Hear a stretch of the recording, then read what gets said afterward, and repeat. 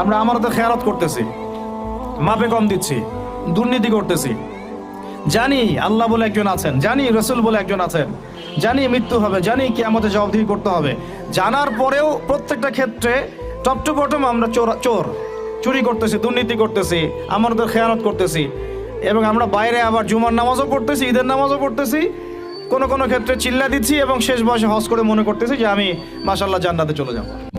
আমাদের ইসলামের কনসেপ্টটা এরকম। এই কারণে আসলে আমরা আলটিমেট যে একটা সোশ্যাল রেভলিউশনের কথা বলি, এটা হয়ে উঠতেছে না।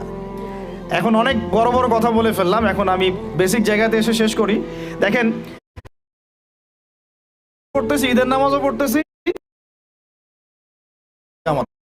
আমরা আমারতে খেয়ালত করতেছি, মাপে কম দিচ্ছি, দুর্নীতি করতেছি। জানি আল্লাহ বলে একজন আছেন, জানি রসুল বলে একজন আছেন, জানি মৃত্যু হবে, জানি কিয়ামতে জবাবদিহি করতে হবে। জানার পরেও প্রত্যেক